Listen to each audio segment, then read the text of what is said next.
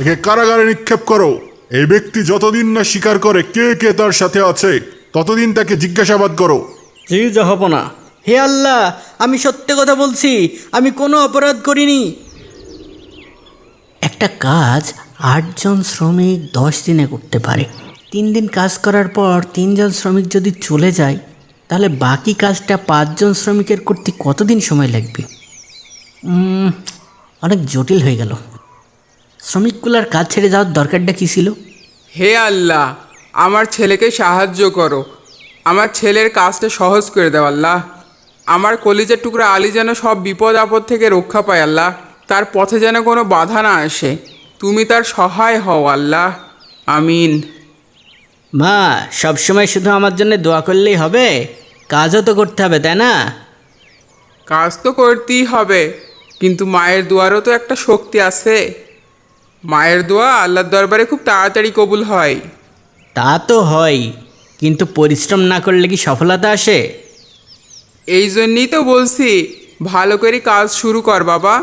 আমার তো বয়স হয়ে যাচ্ছি, তোর তো একটা বিয়ে শাদি দিতে হবে নাকি? আমি আর কয়দিন বাঁচবো বল? কি বলো এইসব? আমি কাজে গেলাম, ব্যবসার অনেক কাজ পড়ে আছে।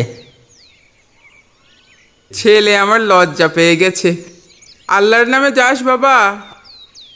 ঠিক আছে মা।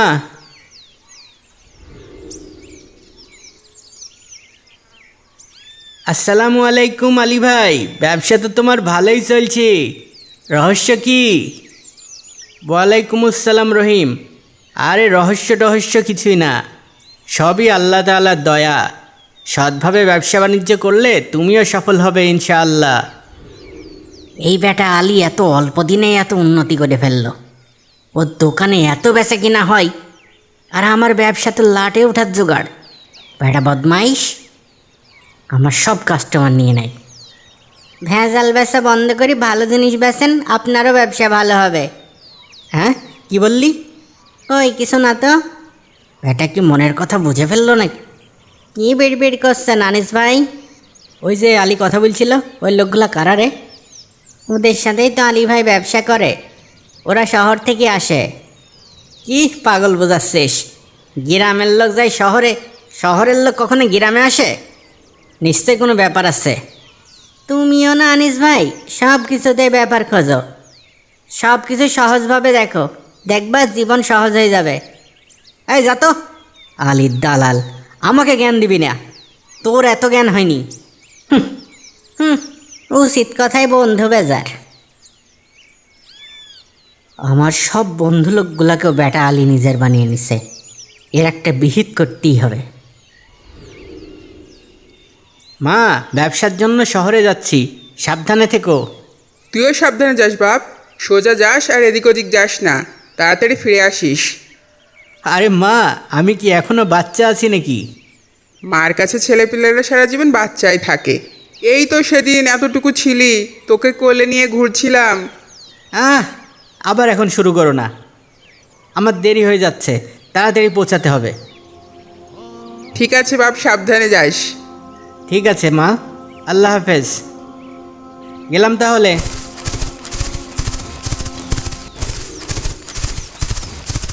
ও থামো থামো থামো।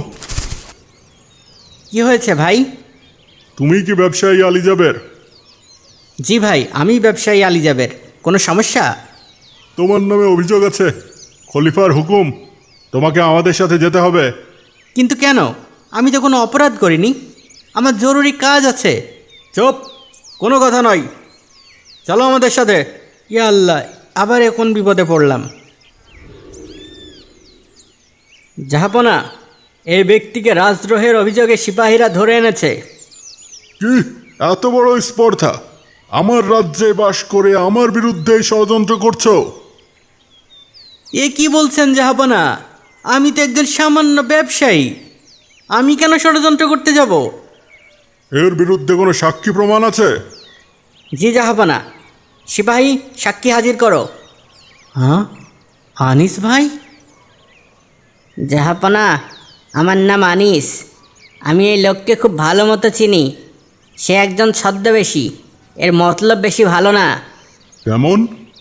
আমি তাকে মাঝে মধ্যেই রাতের অন্ধকারে সন্দেহজনক কিছু লোকের সাথে কথা বলতে দেখেছি। খলিফা, রাষ্ট্র, এরকম দু একটা শব্দও কানে এসেছে। মিথ্যা কথা! এই লোক মিথ্যা কথা বলছে, এ আমাকে ফাঁসাতে চাচ্ছে। আমি কিসের জন্য মিথ্যে কথা বলতে যাব? আর আমার কি লাভ? আর তাছাড়া লোকগুলো আসেও সন্ধ্যার পরে, আবার রাতেই চলে যায়। দিনের বেলায় তাদের দেখাও যায় না। আমি একজন সচেতন প্রজা হিসাবে সৈনিকদের ব্যাপারটা জানাই। যে জাহাপনা, আমরাও তাকে গাট্টি বেঁধে শহরের দিকে যাওয়ার সময় আটক করি। হয়তো সে পালাচ্ছিল বা কোনো পরিকল্পনা হয়তো করতে যাচ্ছিল।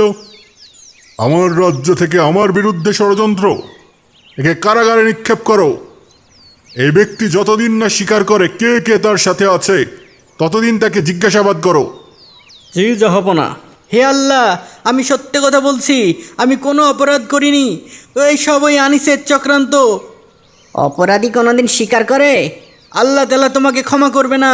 তুমি একজন নিরপরাধ লোককে ফাঁসাচ্ছ হিংসার বশবর্তী হয়ে। হিংসা মানুষকে ধ্বংস করে দেয়। তুমি আল্লাহকে ভয় করো আনিস ভাই। হে আল্লাহ, তুমি আমার সাক্ষী। আমি তো শুধু এই খলিফা আর আমার দেশকে ভালোবাসি। আজ 5 দিন হয়ে গেল আমার ছেলে বাড়ি আসছে না। বলি গেলে একদিন পরে চলে আসবি, অথচ আজ 5 দিন হয়ে গেছে ও বাড়ি আসছি না। ও আল্লাহ, আমার ছেলের কোনো বিপদ আপদ হলো নাকি? হে আল্লাহ, আমার আলী কোথায়? কি হয়েছে তার? তুমি ছাড়া আর কেউ নেই যে আমার ছেলেকে রক্ষা করতে পারবি। তুমি দয়াময়, তুমি রহিম। আমার চোখের জল তুমি দেখো আল্লাহ। ইয়া আল্লাহ, তুমি আমার অসহায় ছেলের একমাত্র ভরসা। তুমি তাকে রক্ষা করো।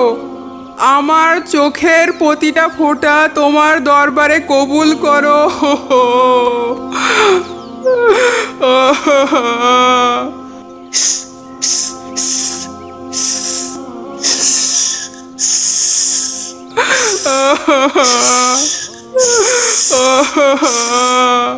ছেড়ে দে আমার ছেলেকে, ছেড়ে দে, ছেড়ে দে আমার ছেলেকে।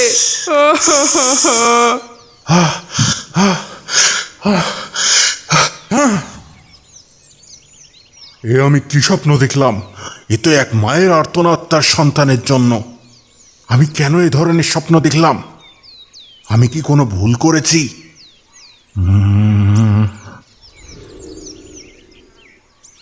সেনাপতি, জি জাহাপনা। যাও, সেই বন্দিকে আমার কাছে নিয়ে এসো। আর সেই লোকটাকেও ডেকে আনো যে তার বিরুদ্ধে অভিযোগ করেছে। জি জাহাপনা। আসামি ও সাক্ষী হাজির। হে যুবক, গতকাল রাতে আমি এক অদ্ভুত স্বপ্ন দেখেছি। আমার মনে হচ্ছে তোমার উপর অন্যায় করা হয়েছে। তোমার কাছে এমন কোনো প্রমাণ বা সাক্ষী বা কিছু কি আছে যা তোমাকে নির্দোষ প্রমাণ করতে পারে? আমার কাছে একমাত্র আল্লাহ ছাড়া আর কেউ নেই। হে ব্যক্তি, তুমি কি সত্যিই তাকে রাষ্ট্রদ্রোহের কোনো কাজে দেখেছো? হ্যাঁ জাহাপনা, আমি নিজের চোখে দেখেছি। তাকে কিছু অজ্ঞাত লোকের সাথে কথা বলতে দেখেছি। তাছাড়া সিপাহীরাও তাকে শহরে যাওয়ার পথেই তো গ্রেপ্তার করেছে। সিপাহীদেরকে হাজির করো। তোমরা সত্যি করে বলো, এই লোক কি আসলেই অপরাধী? জি জাহাপনা, যদি তোমাদের বিরুদ্ধে কোনো প্রমাণ পাওয়া যায় যে তোমরা এই লোককে মিথ্যা করে ফাঁসাচ্ছ, তবে তোমাদের গর্দান যাবে। জাহাপনা, জাহাপনা, একটু থামুন। করো তোমরা। জাহাপনা, আমার নাম মাহাদি। আমি আলী ভাইয়ের সাথে ব্যবসা করি। প্রতি সপ্তাহে একবার করে গ্রামে তার কাছে আসি এবং পাওনা টাকা নিয়ে ভোরবেলায় চলে যাই। সে কখনো ওয়াদার বরখেলাপ করেনি, কিন্তু আজ তার দোকান বন্ধ দেখে তার বাড়িতে খোঁজ নিতে যাই এবং তার মা জানায় যে সে 5 দিন আগে আমাদের সাথেই দেখা করতে শহরে গিয়েছে। ছেলের জন্য কেঁদে কেঁদে তার মায়ের অবস্থা খুবই খারাপ জাহাপনা। আমরা ফেরার পথে দেখি এই আনিস নামের লোকটা 3 সিপাহীকে বলছে টাকা লাগলে আরও দেব, কিন্তু আলী যেন ছাড়া না পাই। তখন আমাদের সন্দেহ হয় আর আমরা খোঁজ নিয়ে জানতে পারি আলী ভাইকে এখানে বন্দি করে রাখা হয়েছে। আর সাথে সাথে আমরা এখানে ছুটে এসেছি জাহাপনা। হ্যাঁ, জাহাপনা, এই আনিস নামের এই লোকটা আমাদেরকে টাকা দিয়েছিল আলী সাহেবকে ধরে আনার জন্য। আমাদের ভুল হয়ে গেছে জাহাপনা, আমাদেরকে ক্ষমা করে দেন। কি? তুমি আমার রাজ্যে মিথ্যাচার করে এক নিষ্পাপ মানুষকে ফাঁসানোর চেষ্টা করেছো? হাই হাই, এ কি কাজ করলাম জাহাপনা? আমি আসলে চুপ! সেনাপতি, একে বন্দি করো আর আলীকে মুক্ত করে দাও। মা মা বাবা, বাবা তুই ফিরে এসেছিস। আমি জানতাম আল্লাহর রহমতে আমার দোয়া বিফলে যাবে না। হ্যাঁ মা, তোমার দোয়ায় আমাকে বাঁচিয়ে ফিরিয়ে এনেছে। দেখলি তো বাবা, মায়ের দোয়ার কত শক্তি। আল্লাহর উপর ভরসা রাখলে আর মায়ের দোয়ার সাথে থাকলে কোনো বিপদই স্পর্শ করতে পারে না। হ্যাঁ মা।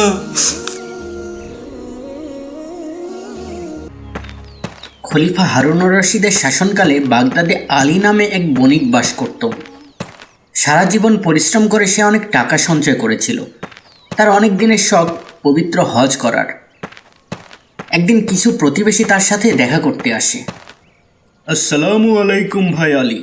ওয়ালাইকুম আসসালাম। কি ব্যাপার ভাই, তোমরা সবাই একসাথে?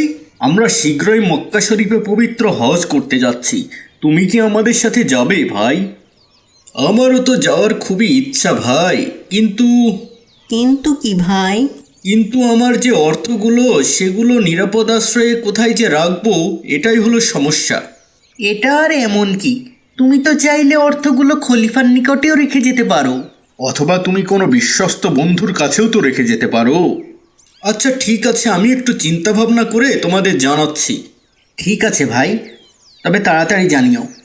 তারপর অনেক চিন্তা ভাবনা করে আলী একটি বড় কলসি কিনল এবং মক্কায় যাবার সমস্ত খরচ বাদে বাকি অর্থ কলসিতে রেখে সেটা জলপাই দিয়ে পূর্ণ করলো। তারপর পাশের বাড়িতে বিশ্বস্ত বন্ধু নাজিমের নিকট গেল। আসসালামু আলাইকুম বন্ধু। ওয়ালাইকুম আসসালাম। কি খবর বন্ধু? আমি তোমার কাছে একটা সাহায্যের জন্য এসেছি। অবশ্যই, বলো কিভাবে তোমাকে সাহায্য করতে পারি। বন্ধু, আমি কিছুদিনের জন্য মক্কা যাচ্ছি। তুমি যদি আমার এই জলপাইয়ের কলসিটা কিছুদিনের জন্য আমানত রাখো তবে খুবই উপকৃত হতাম। এই সামান্য বিষয় নিয়ে এত ভাববার কি আছে? তুমি কলসিটি এখানে রেখে নিশ্চিন্ত মনে মক্কা শরীফ যেতে পারো। এই বলে খুশি মনেই বন্ধু নাজিম আলীকে নিশ্চিন্ত করে বিদায় দিল।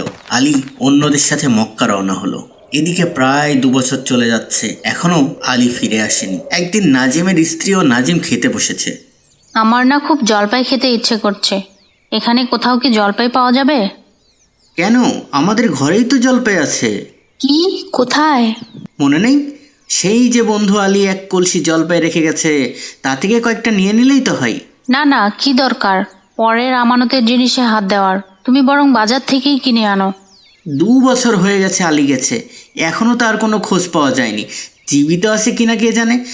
এগুলো খরচ করে নতুন জলপাই এনে না হয় কলসিতে ভরে রাখলেই হবে। এই কথা শুনে স্ত্রী আর অমত করল না। নাজিম তখন ভাড়ার ঘরে প্রবেশ করলো এবং কলসির মুখ খুলে জলপাইগুলো দেখলো। আহা, সবগুলো জলপাই পচে গেছে। দেখি নিচের দিকে 2-1টা ভালো আছে কিনা।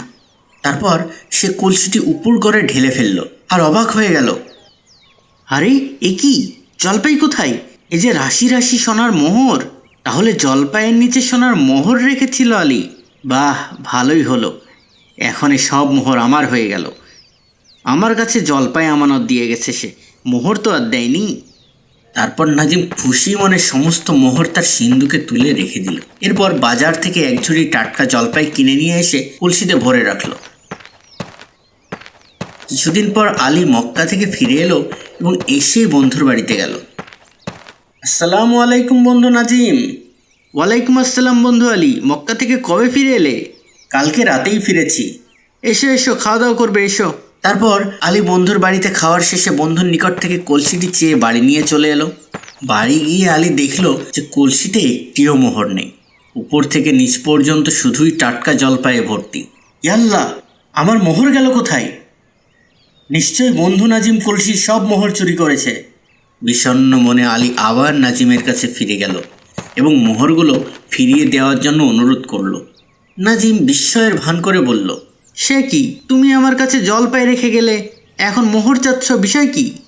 আলী তখন বন্ধুর নিকট পুরো ঘটনা খুলে বলল এবং মোহরগুলো ফিরিয়ে দেওয়ার জন্য বারবার তাকে অনুরোধ করলো, কিন্তু কিছুতেই কিছু হলো না। বহু অনুনয় বিনয় করা সত্ত্বেও মোহরগুলো ফিরিয়ে দিতে নাজিম রাজি হলো না। অগত্যা আলী কাজীর দরবারে গিয়ে নালিশ জানালো। কাজীর তলবে নাজিম বিচারালয়ে হাজির হলো। কাজী তাকে প্রশ্ন করলেন, তুমি আলীর গচ্ছিত কলসিটি ফিরিয়ে দিলে, ওর ভিতরের মোহরগুলো দিচ্ছ না কেন? হুজুর, ও আমার কাছে এক কলসি জলপাই গচ্ছিত রেখেছিল, তা তো পেয়েছেই। আমি তো কলসির মুখ খুলিনি, কি করে জানবো ওতে কি ছিল? আলী, তুমি যদি প্রমাণ দিতে পারো যে তোমার কলসিতে জলপাইয়ের নিচে মোহর রেখেছিলে, তবে অবশ্যই তা পাবে। কিন্তু আলী কিভাবে প্রমাণ করবে যে জলপাইয়ের নিচে মোহর রেখেছিল? তা তো সে আর আল্লাহ ছাড়া কেউ জানে না। কিছুদিনের মধ্যে সারা বাগদাদে এই ঘটনার কথা ছড়িয়ে পড়ল। একদিন খলিফা নিজ অভ্যাস মতো উজিরের সাথে বেড়াতে বের হয়েছিলেন। সেদিন ছিল পূর্ণিমা রাত। জ্যোৎস্নার আলোয় চারিদিকে আলোকিত হয়ে উঠেছিল।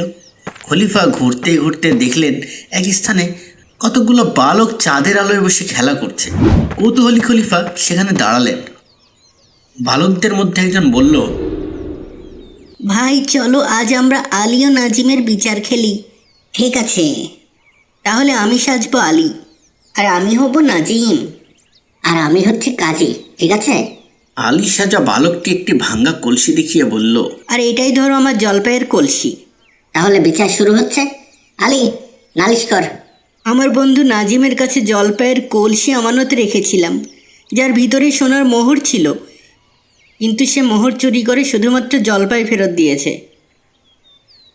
নাজিম, সামনে আসো। আলী যেটি বলেছে তা কি সত্য? হুজুর, জলপাইয়ের কথা সত্য, তবে মোহরের কথা মিথ্যা। আচ্ছা, কদিন আগে কলসিটি দিয়েছিল? তা প্রায় 2 বছর হবে। বেশ, তখন কলসিটি কি এই জলপাই ছিল? হ্যাঁ হুজুর, ছিল, কিন্তু আমি তা ছুঁইনি। কাজী তখন একজন বালককে বলল, যাও তো একজন জলপাই ব্যবসায়ীকে ডেকে নিয়ে এসো। তখন একজন বালক জলপাই ব্যবসায়ী সেজে কাজীর সামনে এসে দাঁড়ালো। হুজুর, আমি একজন জলপাই ব্যবসায়ী। আচ্ছা, জলপাই কতদিন পর্যন্ত ভালো থাকে বলো তো? যত্নে রাখলে বড় জোর 6 মাস টাটকা থাকে। কাজী তখন সেই কলসিটি দেখিয়ে বলল, এই জলপাইগুলো দেখো তো কতদিনের। ব্যবসায়ী পরীক্ষার ভান করে বলল, হুজুর, বেশি হলে 1 মাস আগে এগুলো গাছ থেকে পাড়া হয়েছে।